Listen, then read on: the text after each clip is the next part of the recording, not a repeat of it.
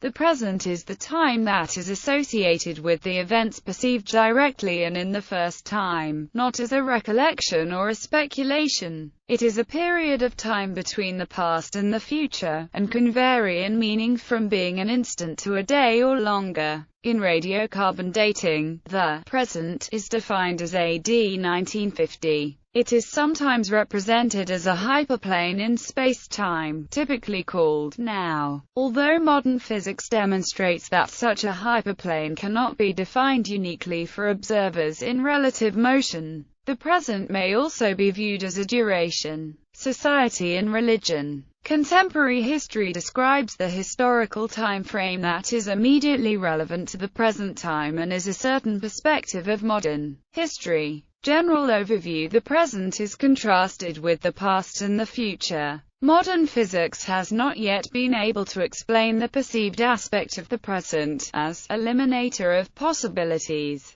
that transfers future into past. Physical laws formally are valid at any point of time or even globally. There isn't a concept of a present time in this context. A complicating factor is that whilst a given observer would describe the present as a spatial structure with a zero-length time lapse, other observers would associate both time and space to this structure and therefore disagree on what constitutes the present. The direct experience of the present for each human is that it is what is here, now. Direct experience is of course subjective by definition, yet, in this case, this same direct experience is true for all humans. For all of us, here means where I am, and now means when I am. Thus, the common repeatable experience is that the present is inextricably linked to oneself. In the time aspect, the conventional concept of now is that it is some tiny point on a continuous timeline which separates past from future. It is not clear, however, that there is a universal timeline or whether, as relativity seems to indicate,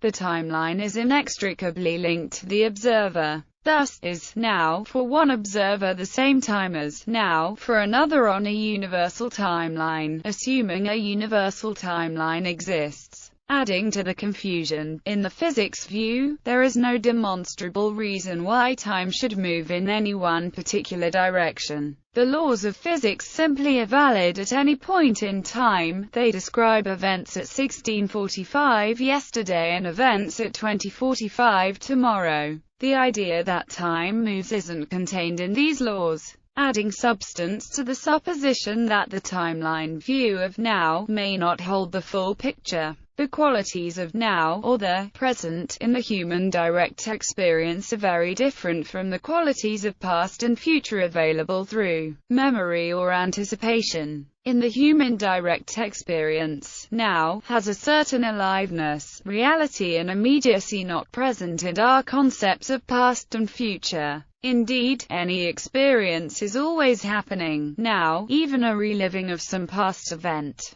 Thus, there is a deep philosophical case for saying that the present moment is all there ever is, and that temporal perception is, and only can be, this very moment. When comparing time in places separated by great distances, the notion of present becomes more subjective. For example, we visually perceive stars to be where they were when the light now reaching our eyes was emitted. Because even though light travels at approximately 300 million meters per second, it takes many years to reach us from distant sources. Thus, light travel time must be taken into account in such time comparisons. When used in the term before present, as used in expressing ages or dates determined by radiocarbon dating, present is defined as AD 1950. The present in yoga. In Patanjali Yoga Sutras, the first sutra defines yoga as now. By Chittavridhinirada, the present can be experienced the moment a person thinks he is recalling his past experience. He will never know the present. Being conscious or being aware is the only way to know the present. The present in Buddhism and many of its associated paradigms emphasize the importance of living in the present moment, being fully aware of what is happening, and not dwelling on the past or worrying about the future. This does not mean that they encourage hedonism. but merely that constant focus on one's current position in space and time will aid one in relieving suffering. They teach that those who live in the present moment are the happiest. A number of meditative techniques aim to help the practice alive in the present moment. Christianity and eternity. Christianity views God as being outside of time. From the divine perspective, past, present and future are actualized in the now of eternity. This transtemporal conception of God has been proposed as a solution to the problem of divine foreknowledge since at least Boethius. Thomas Aquinas offers the metaphor of a watchman, representing God, standing on a height looking down on a valley to a road where past, present and future, represented by the individuals and their actions strung out along its length, are all visible simultaneously to God. Therefore, God's knowledge is not tied to any particular date. Philosophy and science. Philosophical problem. The present raises the difficult question: how is it that all sentient beings experience now at the same time? There is no logical reason why this should be the case and no easy answer to the question. For example, say somebody named John is experiencing a great deal of pain. John's friend Sarah takes pity on John because of John's situation. The problem is it logical for Sarah to feel bad for John at present, when there is no way to prove that both John and Sarah experience the same temporal existence? Special relativities. Present. The original intent of the diagram on the right was to portray a three-dimensional object having access to the past,